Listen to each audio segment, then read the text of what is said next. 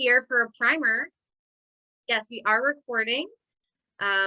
We know there were folks who wanted to be here today who could not, so we are going to get this saved so others can learn.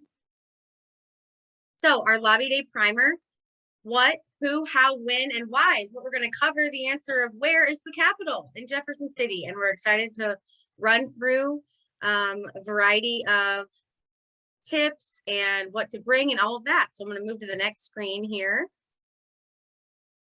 What we'll cover, we're going to cover what is lobbying at a high level, the purpose of a lobby day, who can participate, what the process of a lobby day looks like, and what you should bring, what to say when you meet with your elected officials or their staff. Then Sophie and I will demonstrate a practice skit of how to have a meeting with a legislator or their staffer, and then you all will get to practice based on the bills that are of interest to you.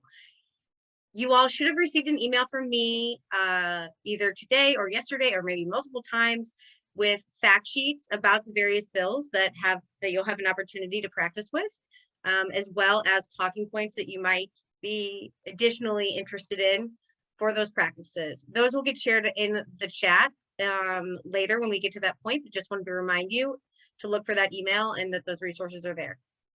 And then after we practice, we'll report back.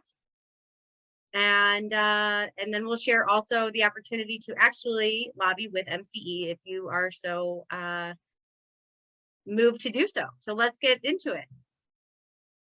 So we could have a whole presentation on what lobbying is, but for the purposes of today, we're talking about lobbying in the Capitol in Jefferson City. And what that means is you're encouraging a legislator or their staffer by speaking to the legislator staff. Often when you go to a lobby day, the legislator is actually in a committee hearing or on the floor. And so you rarely get the opportunity to meet with them, but their staff are always there to hear from you. And so the hope is that you will meet with those individuals and you are lobbying by encouraging the legislator to vote a certain way on a specific piece of legislation.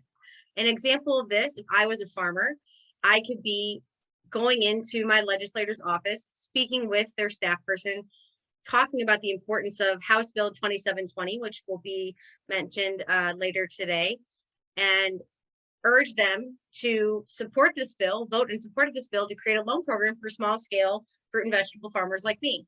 That would be a specific lobbying ask. The purpose of a lobby day is to bring multiple people together from across the state who share joint interests and concerns, and share those joint concerns or interests with particular bills that are moving through the legislature, and ask their elected officials to advance our cause, specifically by voting in support or in opposition of those bills, depending on what our position is.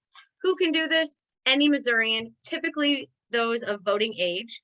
However, if a bill, and that's the unfortunate reality, is that if you're not a voting age, then you didn't vote the elected official in. They usually want to hear from folks who have the opportunity of voting them in, keeping them in office, or threat of voting them out. But when a bill relates to children, it is also very, very impactful and important for children to come and lobby and share their personal stories to help inform how their elected official will vote on a bill that impacts children. What do you need to effectively lobby? You need information about the bills that you're interested in. You don't necessarily have to be lobbying on a specific bill. You could just be coming and talking specifically about a piece, about something that you care about, that you want to see your elected official introduce a bill about the issue. But for today's purposes, we're talking specifically about bills that are moving through the Missouri legislature already. So bring information about the specific bill. Then also bring stories that are from your own lived experience or from others in your community. This can be your everyday experiences or based on your professional expertise.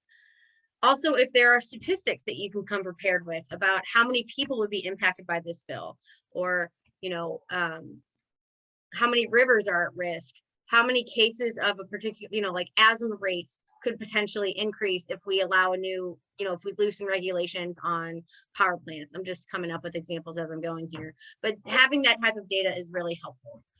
And so ideally, you have a handout that has information about the bill number, the data that legislators would need to remember why we care about a particular issue, and then urging them to vote either in support or in opposition of that bill. MCE creates these, as do many of our partners who have lobby days.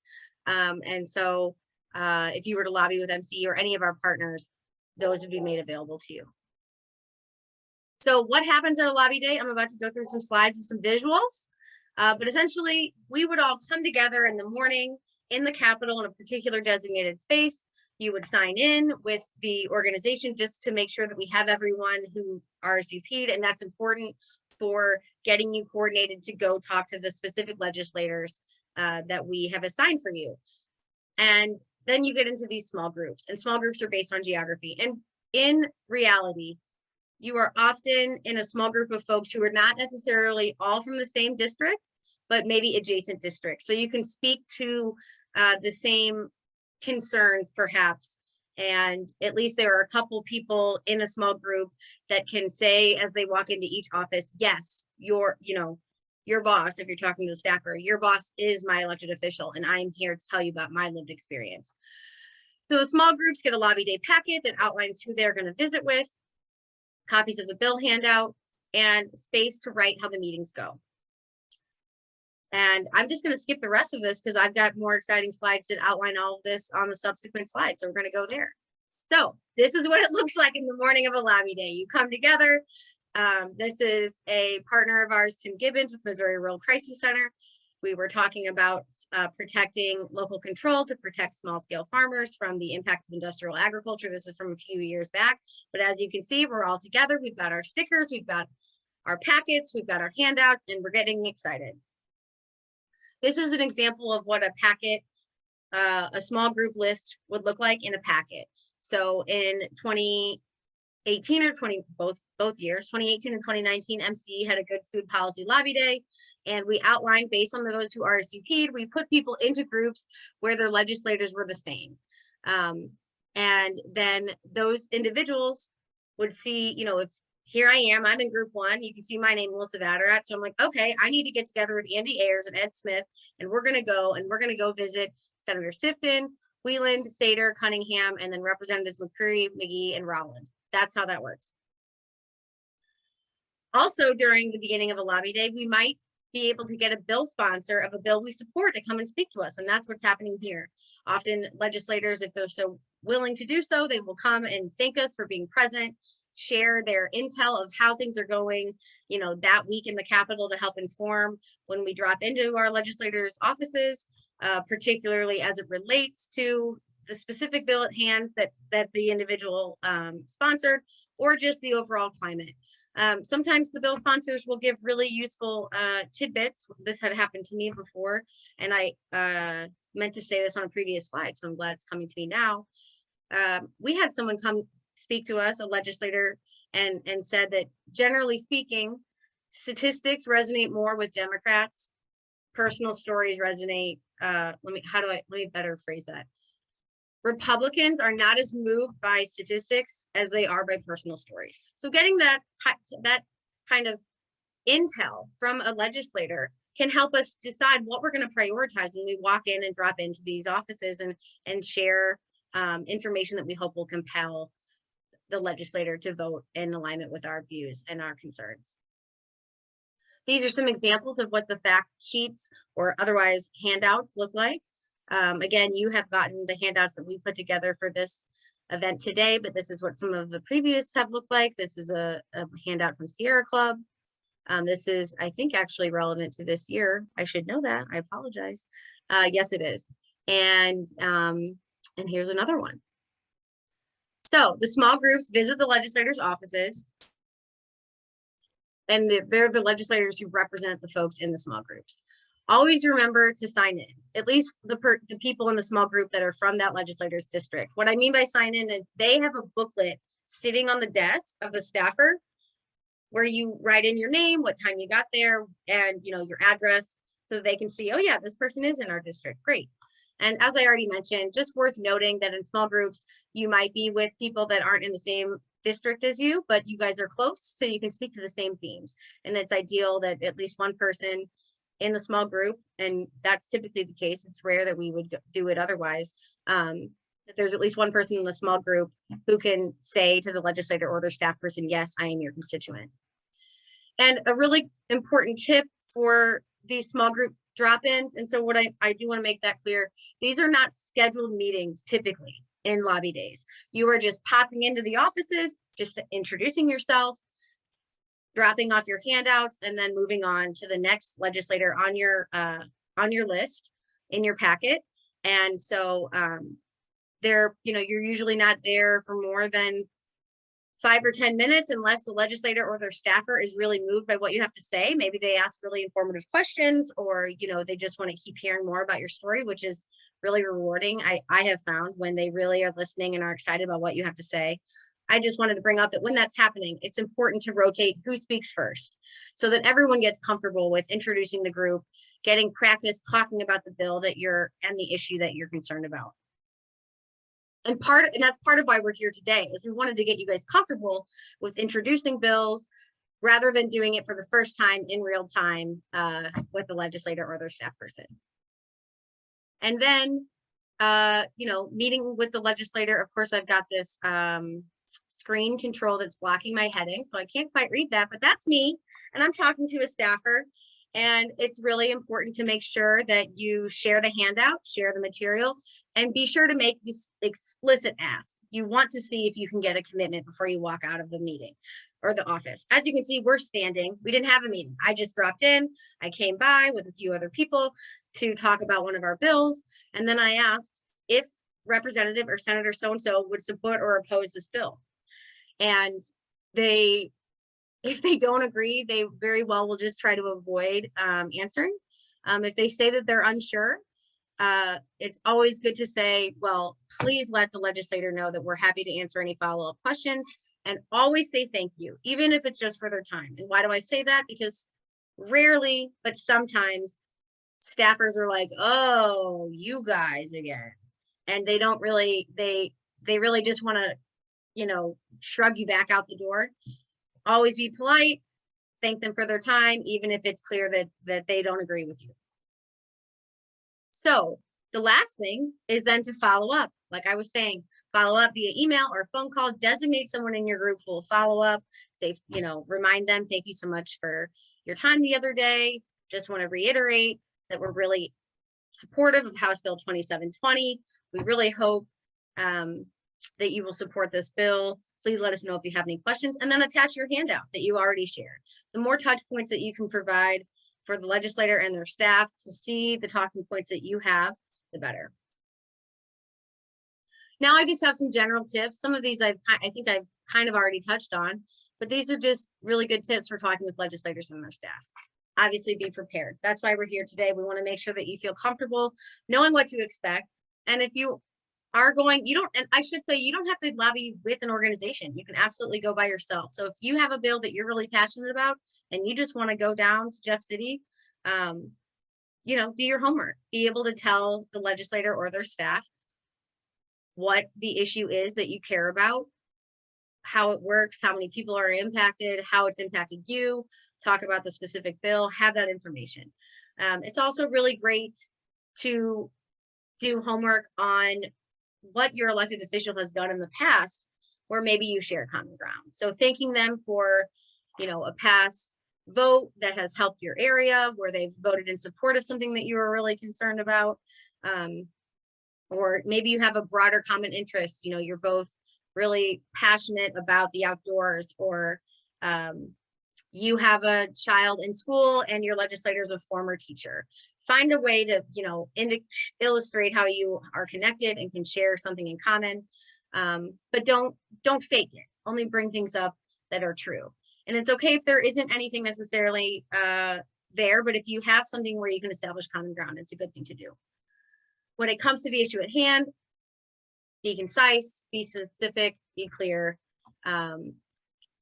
provide complete information, and you don't have to exaggerate. Also, it's totally okay if you don't know the answer. If the legislator or their staff asks you a question and you don't know the answer, you can admit that. You don't have to try to exaggerate or tell a white lie. It's okay to say, that's a really great question. I am not sure, but I would be glad to get back to you. And that's, even more reason for them to pay attention to your follow-up email or call the next day or so. Absolutely do not make any commitments involving donations. They should be listening to you as their constituent, regardless of any financial contribution. This was a point made by MCE's lobbyists that I thought was really useful about localizing the issue, that legislators, when they're in Jeff City, they can on occasion lose sight of how a bill affects their district. They're kind of just in Jeff City land. So reminding them how a bill relates to their district is really important. Another tip, don't let the legislator or the staffer intimidate you and get you to change your position on the issue. Again, you can say that you don't know the answer to something, or, you know, acknowledge that they raised an interesting point or question, and you can get back to them. Again, always say thank you, even if it's just for their time. Write them a letter or call or email, and then definitely tell someone back home so that a few days later, the legislator hears from someone else in the district that says the exact same thing. It just illustrates that there's support from multiple folks back home. So what exactly are we asking legislators? I know I said vote in support or vote in opposition, and generally that's true. But sometimes your legislator might be on a committee, and so that is the first opportunity for a bill to die or be approved to move forward. And so if a bill has an upcoming hearing, you want to ask your elected official is on the relevant committee. You're asking them to vote in support of the bill when it has its hearing. If they are not on the committee, but the hearing is still approaching, you call your elected official and say, it's really important to me that you urge your colleagues on the Agriculture Policy Committee to vote in support of House Bill 2720, as an example.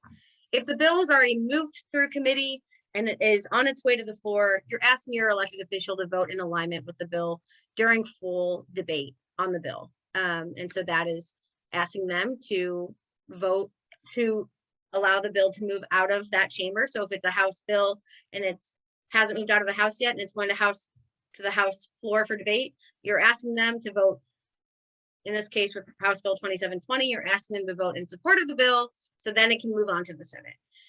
If your elected official or their staffer says, absolutely, Sophie, yes, I have every intention to vote yes on the House Bill 2720, you've got my vote, well, that's great.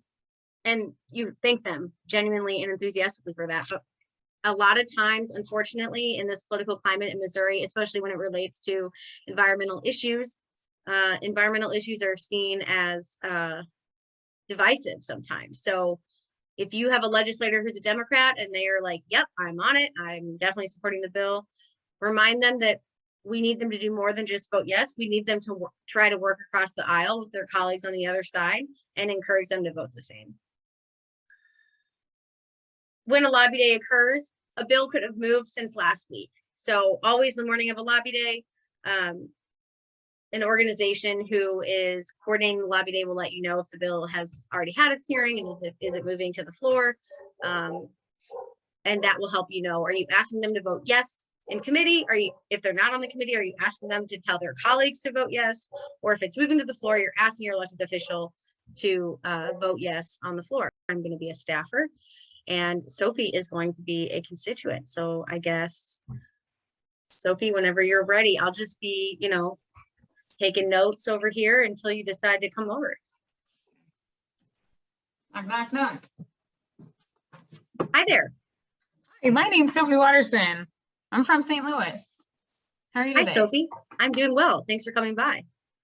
I came here today to talk to you about House Bill 2720. That's the Specialty Agricultural Crops Act. I actually have a fact sheet for you if you want to grab that. Great. Okay, perfect. Thank you. This looks really good. Okay, excellent. Yeah, I'm going to pull this up here. Take a look. Tell me about the bill, Sophie. Well, I would love to talk to you a little bit about it. So the Specialty Agricultural Crops Act is actually a new loan program, and it'll support Missouri farms growing specialty crops. Specialty crops are our fruits and vegetables and even things like tree nuts. As you might know, a lot of agricultural land in our state is used for growing commodity crops like corn and soybeans that don't necessarily go straight to our plates. They might go into— I love I love our corn producers in my legislators district. Well, corn producers could benefit from it too, actually. It's not exclusionary, so they could diversify their practices by applying for a loan for some specialty crop production. That's a really good point. Okay, thank you. Do I have any specialty crop producers in my district? I'm in the Columbia area. You probably do if you have fruit and vegetable growers. I couldn't tell you exactly, but there's about 1,500 or so specialty crop producers in our state based on Okay. folks who responded to the last agricultural census. Great. Do you know where I could learn about where specialty crop producers are in the state? Are there any resources you could share with me? Yeah, I think I would try visiting the USDA agricultural census. Okay, that sounds good. Better yet, Sophie, could you send me some stats as a follow-up? Yeah, I definitely could. Okay, that'd be really helpful. You know, I've got a lot of bills that we're tracking today, and I'm probably not going to be able to get to the ag census, but if you could follow up with more information about my boss's district, we'd really appreciate it. Sure. So who's the bill sponsor? The bill sponsor is Representative Knight. Okay, got it. Yeah, I like him. That's good to know. I guess he has some specialty producers in his district. I'm going to talk to him about that. That's great. So yeah, please tell me. Well, I wanted to ask, with the information I shared, would you vote in support of House Bill 2720? It sounds good, especially the fact that it's not exclusionary, that any producer could potentially choose to be a specialty crop producer. I'm not sure how much it's going to cost the state, so I'm going to have to look at the fiscal note. Or if you'd be willing to look at the fiscal note and get back to me in your follow-up, that would be really helpful. Sure. Thinking about the state budget, you know, we want to be fiscally responsible, but it does sound like a good idea. You know, but I don't know that any of the constituents really care about specialty crop producers. Well, I myself am not a specialty crop producer, but of course I love to eat. And I really would love to see more of our food outlets be able to carry Missouri fruits and vegetables. We have a great climate for growing. And so a program like this would also support more of that growth happening in our state. So that's another perspective to think about. And that's where myself and my friends who are here at this lobby day with me are coming from. Got it. Got it. Okay. Well, thank you, Sophie, and thank you to your friends for coming by today. I will definitely relay this to my boss. It seems like something that would make sense for all Missourians, but I can't decide, I can't commit at this moment, but I look forward to future conversation. Thank you so much for your time. Please share that fact sheet that I gave you with the representative. I actually have a few more that I'll leave here for other bills that are important to us, like the urban farm tax credit. And I will follow up with you in an email with that information that you had requested sometime in the next week. Perfect. Thanks so much, guys. Have a great day. Thank you. And scene. That was great. I mean, we didn't practice that, so that's why I feel good about it. Yes, fiscal note. Thank you, Mariel. I was going to get to it, but that was a great question.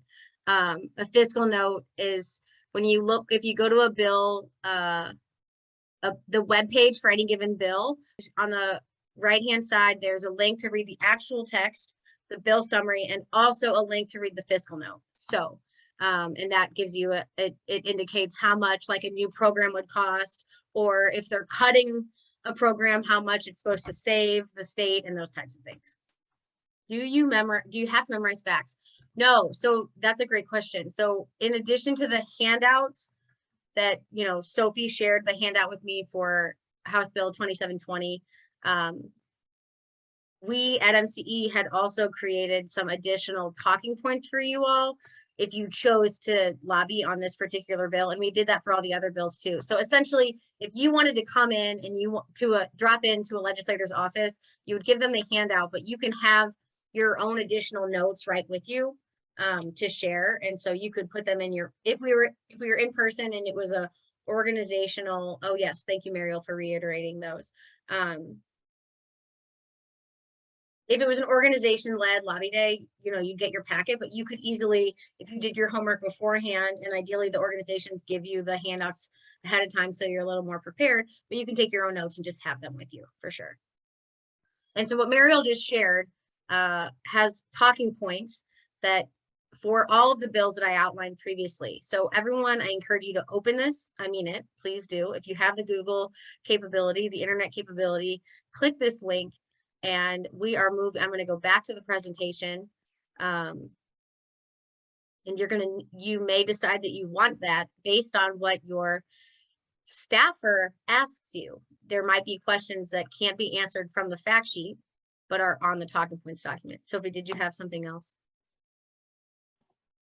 No, I don't think so. But just, you know, if you don't have an answer, like Melissa had said before, it's always okay to say, I don't know, I'll get back to you. Pause and check your fact sheet. Now I am going to create breakouts and you all can choose which breakout, which subject matter you are interested in practicing with in a small group with other folks. And each of the individuals who are going to be your staffers will first ensure that you all have a game plan. They're not going to walk you through it, but like tell you how, because what you saw with Sophie and me was just the two of us, right? So, but when there's a small group, each person kind of takes a different role. Bear with me while I remember how to do breakouts. I think we all had difficulty recording our local breakouts, so that's okay. You know what? I'm looking forward to just hearing how they went. So let me just pull up the rest of the presentation so that I, Senator Owen, doing great. That's Yeah, awesome. we forgot to say thank you because we got busy talking about strategy. Sorry. Got it. No, I mean, hey, if you're talking strategy, I think that's still good. 2 or 3 minutes just sharing what they thought, or you know what, or what we could do is if everybody just wanted to share in the chat lessons learned or what they thought went well, free to jump in.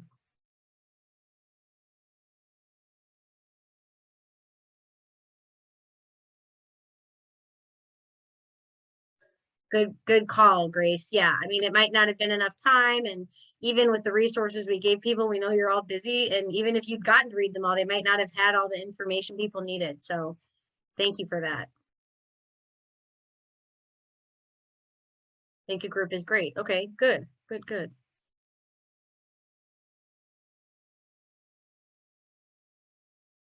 I'd love to hear from one person from each group. So group one, Craig, you showed up in my top left corner, so I think you have something to say.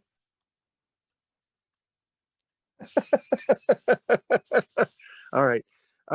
So I was in an awesome group, and so I thought it was really helpful because we had different experiences to offer and to be able to talk about the various aspects of the bills. So, and I think we covered it, especially having the bit of a story about how it applied not only to an exceedingly important. So. Great, thank you, Craig. Craig was in my group, specialty crops and urban farm tax credit. I'm seeing feedback about the energy group. I also know that the energy breakout group is pretty large. So I don't know if that, oh, technical issues. Okay. Yeah. I get that. When I say technical issues, I mean like just talking about solar in general. There's a lot of jargon. Yeah. Technical issues with the recording. Sorry. No, nobody got it, so it's fine. Yeah, the more practice, the better. Phyllis, great feedback. And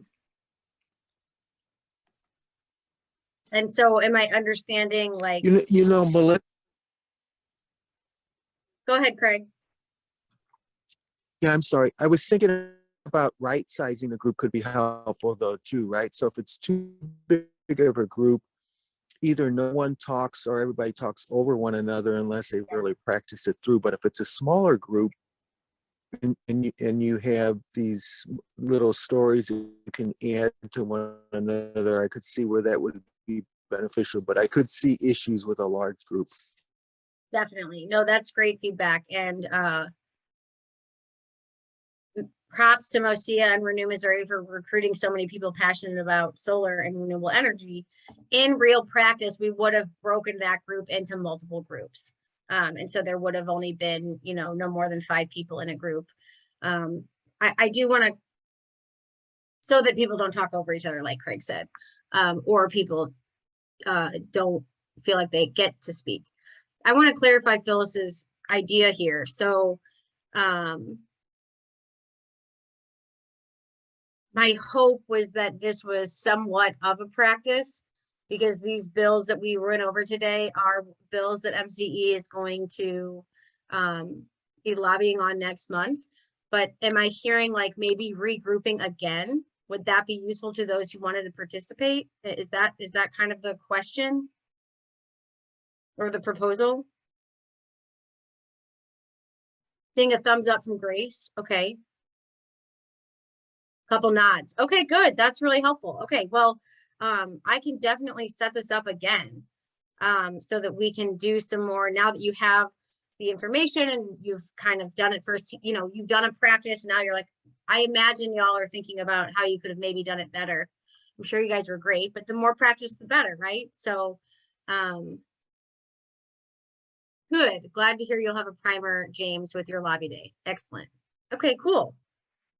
Any other thoughts before we move into that very next thing, which is just announcing upcoming lobby days? I think I would just echo a lot of what's in the chat about having practice, you know, even the idea that having a script to go off of is not necessarily a bad thing, especially for a practice session like this one.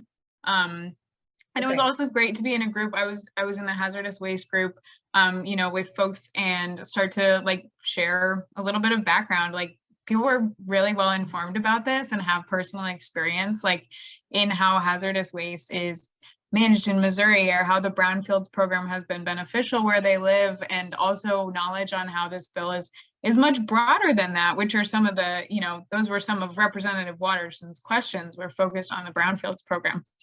So I think it was a great experience to talk a little bit in that group, and both content wise and practice in the skit format. Cool. Okay. Yeah, I love that there was an opportunity for you guys to get to know what each other's experiences and perspectives are, because from at least my experiences with lobby days, which I've only done about a handful, maybe a little more than that, I get put into a group and I might know one of the people, but then the other 3 I don't know. And so I guess what I'm saying is this is giving space to even think about in-person lobby days, letting there be time for the people in the small group to get to like chat with each other before they roll out to meet. And I'm seeing a few nods. So cool. This is so helpful. And honestly, that was all that I had. I did want to make sure that you knew about MCE's Missouri Legislature e-alerts, or MoLeg for short. We send these out every Monday. Many of you, I think, have received those, but just wanted to flag it. Again, I bet my partners have their own email communication about the bills they track, and I encourage them to share those in the chat as well. And that is really all I have today. I want to thank everyone so much for being here. Thank you to partners, and thank you to my awesome team, Sophie and Mariel, for helping get this all together. And I will definitely, if you sign up to do any of the virtual lobbying with MCE, I will let all of those folks know that use the RCP form. I'll find a time for us to do another practice like this. Okay, great. Well, I'll stick around for the next 6 minutes if anybody has any questions. I hope you all have a great evening. And I'm going to write down these emails. Bye, everyone. Thank you.